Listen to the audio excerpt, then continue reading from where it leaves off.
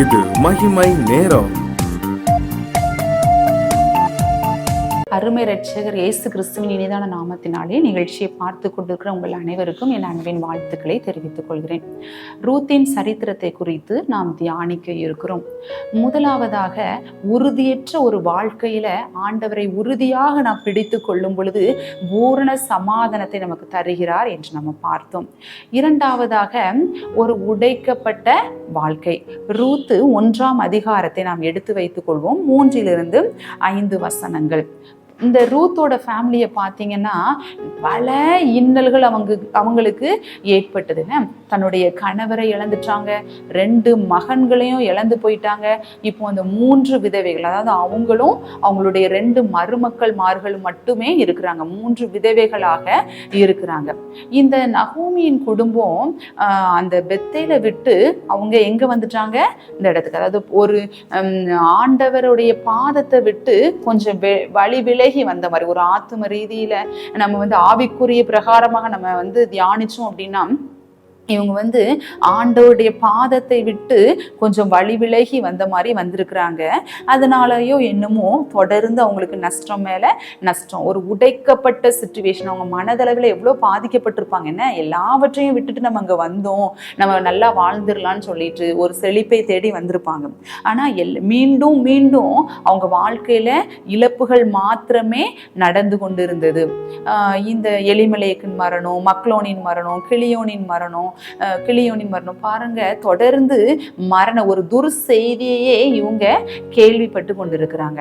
இப்போ அந்த ரூத்து 1ஆம் அதிகாரம் 20-21 வசனத்தை பார்த்தீங்கன்னா, அதற்கு அவள், நீங்கள் என்னை நகோமி என்று சொல்லாமல் மாறாள் என்று சொல்லுங்கள், சர்வ வல்லவர் எனக்கு மிகுந்த கசப்பை கட்டளையிட்டார், நான் நிறைவுள்ளவளாய் போனேன், கர்த்தர் என்னை வெறுமையாய் திரும்பி வர பண்ணினார். பாருங்க, நிறைவுள்ளவளா நான் போனேன்னு சொல்லிட்டு அந்த நகோமி சொல்றாங்க. என்ன, ஆனா குறைவுள்ளவளா யார் திரும்பி வர பண்ணார்னு சொல்றாங்க?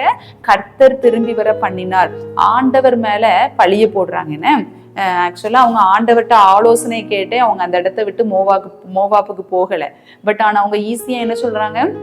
அந்த ஆண்டவரால தான் இப்படி எல்லாமே ஆயிற்று, நிறைவுள்ளவளா இருந்தேன், என்ன குறைவுள்ளவளா அந்த ஆண்டவர் மாத்திட்டாருன்னு சொல்லிட்டு ஈஸியா ஆண்டவர் மேல பழிய போட்டுட்டாங்க. நம்ம கூட நம்ம வாழ்க்கையில அநேக தரம் நம்ம செய்கிற தவறுகளினால நம்ம ஏதாவது பட்டிருப்போம், சோதனைகள் வந்திருக்கும், பாடுகள் வந்திருக்கும், ஆனா நம்ம துன்பங்கள் வந்திருக்கும். அதை ஈஸியா நம்ம என்ன சொல்லிடுவோம்? ஏன் தான் ஆண்டவர் என் வாழ்க்கையில இவ்வளோ பெரிய துன்பத்தை தந்தாரோ, ஆண்டவர் என்னைய சோதிச்சுட்டாரு, எல்லாவற்றையும் என்னை விட்டு எடுத்து விட்டார் அப்படின்னு சொல்லிட்டு நம்ம ஈஸியா நம்ம ஆண்டவர் மேல பழிய போட்டுறோன்னு.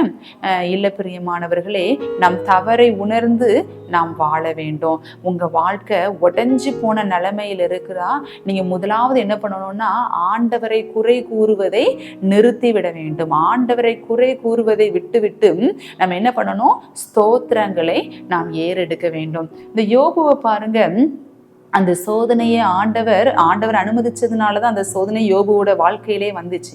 ஆனா யோபு எந்த ஒரு விஷயத்திலையும் யாரையும் குறை சொல்லல. கர்த்தர் கொடுத்தார், கர்த்தர் எடுத்தார், கர்த்தருக்கு ஸ்தோத்திரம் சொல்லிட்டு யோபு ஸ்தோத்திரம் தான் செலுத்தினார். என்ன, நம்ம ஸ்தோத்திரம் செலுத்தும் பொழுது அந்த குறைவுகள் எல்லாம் மீண்டும் எப்படி மாறும்?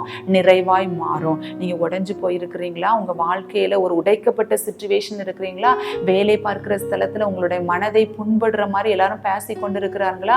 நீங்க உடனே ஐயோ ஆண்டவர் ஏன் இப்படி வச்சிருக்கிறாருன்னு சொல்லிட்டு ஆண்டவரை குறை கூறுவரை விட்டு நீங்க என்ன சொல்லுங்க? ஸ்தோத்திரம் சொல்லுங்க. ஞானிகளாக இருக்கிற இடத்துல ஒரு பைத்தியக்காரியாகி என்ன இந்த இடத்துல ஆண்டவர் வச்சிருக்கிறதுக்காக ஸ்தோத்திரம் சொல்லுங்க. ஆண்டவர் உங்களை ஞானியாக மாற்ற வல்லவராக இருக்கிறார். கனவீனமா இருக்கிறீங்களா? அதற்காக உங்க தவறை உணர்ந்து ஆண்டவரிடத்துல ஸ்தோத்திரம் சொல்லுங்க. ஸ்தோத்திரங்களை ஏறெடுக்கும் பொழுது அந்த குறைவுகள் எல்லாம் நிறைவாக மாறும். யாராவது புண்படுற மாதிரி பேசிட்டாங்கன்னா அதையும் நீங்க அதற்காக ஸ்தோத்திரம் செலுத்துகிறவர்களாக மாத்திரம் இருங்க. மாறாக மீண்டும் அவர்களுடைய மனது புண்படுற மாதிரி நீங்க பேசிடாதீங்க, யாரையும் குறை சொல்லாதீங்க. உங்களுடைய தவறை நீங்க ஒத்துக்கொள்ளுங்க. மேக்சிமம் நம்ம பார்த்தோம் அப்படின்னா நம்ம படுற பாட்டுக்கு நம்ம செய்யற தவறுகள் தான் முக்கியமானதாக இருக்கும். இந்த நகோமி பாருங்க, பெத்தேல்ல நிறைவா இருந்தேன்னு தான் சொல்றாங்க. ஏன்னா அவங்க சொல்லியிருக்கிறாங்கல்ல, நிறைவுள்ளவளா போனேன் குறைவுள்ளவளா ஆயிற்றேன்னு சொல்றாங்கன்னு. அப்ப அது வரைக்கும் அவங்க நிறைவுள்ள வாழ்க்கையை தான் அவங்க வாழ்ந்து கொண்டிருந்திருக்காங்க. அவங்க ஆண்டவர் மேல விசுவாசம் இல்லாமல் இருந்து விட்டார்கள். பிரியமானவர்களே, நம்ம ஆண்டவர்கிட்ட விலகும் போது ஆட்டோமேட்டிக்கா நம்மளுடைய வாழ்க்கை கொஞ்சம் கொஞ்சமா உடைய ஆரம்பிச்சிருது. நம்ம ஆண்டவர் அதுக்கு குறை சொல்லக்கூடாது. மாறாக நம்ம தவறை உணர்ந்து ஆண்டவருடைய பாதத்திற்கு திரும்பி வருகிறவர்களாக நாம் இருக்க வேண்டும். ஆண்டவருடைய நாமத்திற்கு ஸ்தோத்திரங்களை நாம் ஏறெடுக்கிறவர்களாக நம்ம இருக்க வேண்டும். இந்த நகோமி அவங்க செய்த தவற உணர்ந்து கொள்ளவில்லை. அவங்க என்ன சொல்றாங்க, சர்வ வல்லவர் எனக்கு மிகுந்த கசப்பை கட்டளையிட்டார். ஏன்னா ஆண்டவர் ஏம்மா நீங்க ஃபேமிலியா நீங்க இந்த இடத்த விட்டுட்டு நீங்க மோவாப்க்கு போங்கன்னு சொல்லலைன்னா, ஆனாலும் இவங்க என்ன சொல்றாங்க, சர்வ வல்லவர் எனக்கு இப்படி ஒரு கசப்பை கட்டளையிட்டார்னு சொல்றாங்க. நம்ம ஆண்டவருடைய பாதத்தை விட்டு விலக விலக நம்மளுடைய வாழ்க்கை உடைக்கப்பட்டதாக மாறிவிடுகிறது. நம்ம இப்போ நீங்க அப்படிப்பட்ட சிச்சுவேஷன்ல இருக்கலாம். நீங்க ஆண்டவரை விசுவாசித்து உங்கள் தவறை உணர்ந்து அறிக்கையிடுங்க. ஏசப்பா, நான் உங்களை விட்டு விலகி போனது தவறுதான், என்னை மன்னிங்கன்னு சொல்லிட்டு அவர் இதுவரை ஆண்டவர் உங்கள் வாழ்க்கையிலே செய்த நன்மைகளுக்காக அவர்களை ஸ்தோத்திரங்களை நீங்க ஏறெடுங்க. ஆண்டவர் உங்களை உபயோகமான பாத்திரமாக அவர் மாற்ற வல்லவராக இருக்கிறார். உங்கள் நிந்தையெல்லாம் மாற்ற வல்லவராக இருக்கிறார். ஒருவேளை நீங்க இப்போ கனவீனமா இருக்கலாம், உங்களை கனத்திற்குரிய பாத்திரமாக மாற்ற அவர் வல்லவராக இருக்கிறார். உடைக்கப்பட்ட உங்க வாழ்க்கையை ஒரு உபயோகமாக அவர் மாற்ற வல்லவராக இருக்கிறார். யாராவது உங்களை புண்படுற மாதிரி பேசினாங்களும் நீங்க கவலைப்படாதீங்க, ஆண்டவர் உங்களை உபயோகமாக மாற்ற வல்லவராக இருக்கிறார். இந்த நகோமியின் குடும்பம் அவங்க செய்த முதல் தவறு என்னன்னா, ஆண்டவர் நம்மளை விசாரிப்பார், ஆண்டவர் நம்மளை கண்டிப்பா நம்மளை போஷிப்பார்னு சொல்லிட்டு அவங்க விசுவாசிக்கல. அது அவங்க செய்த முதல் தவறு.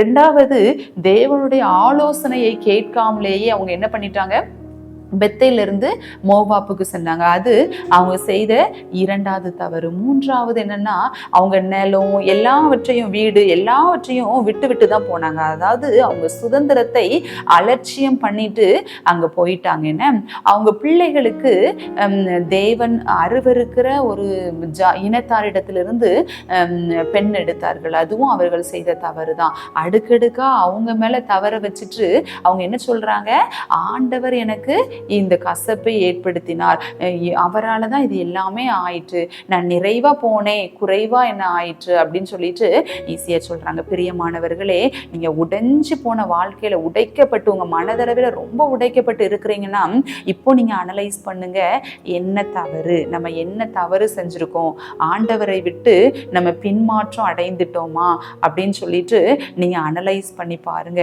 உங்க தவறை உணர்ந்தவர்களாக இப்போ ஆண்டவர்கிட்ட சொல்லுங்க, அது ஏன் தவறுதான்ப்பா, நான் தான் உங்களை விட்டு பின்னாடி நான் வந்துட்டேன், பின்மாற்றம் அடைஞ்சிட்டேன், என்னை மன்னிங்கன்னு சொல்லிட்டு இதுவரை உங்களை நிறைவா நடத்தினார்ல, அந்த நிறைவை எண்ணி ஆண்டவருக்கு நீங்க ஸ்தோத்திரம் சொல்லுங்க.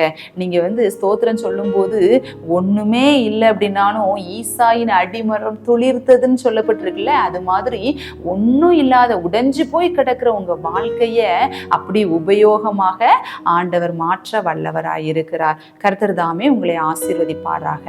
ஜெபம் செய்வோம். உடைந்த பாத்திரம் நானது உமக்கே தெரியும், தேவன் பயன்படுத்துகிறீர், இது யாருக்கு புரியும்? உதவாத எண்ணில் நீர் உறவானீரே, நீங்க இல்லாம என் உலகம் விழிக்காதே. உதவாத எண்ணில் நீர் உறவானீரே, நீங்க இல்லாம என் உலகம் விழிக்காதே. நீங்க இல்லாம என் உலகம் விழிக்காதே. தேவகுமாரா தேவகுமாரா என்ன நினைச்சிடுங்க.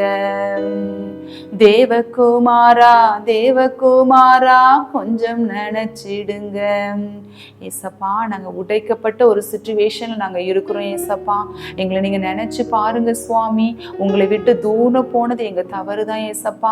எங்களை நினைச்சு பாருங்க ஏசப்பா. எங்கள் தவறுகளை நாங்கள் அறிக்கையிடுகிறோம் தகப்பனே. எங்களை ஏற்றுக்கொள்ளுங்க ஏசப்பா. உடைஞ்சு போய் இருக்கிற எங்களை ஒரு உபயோகமான பாத்திரமாக எங்களை மாற்றுங்க. அப்படி செய்கிறபடியால் உமக்கு நன்றி. ஆமேன்.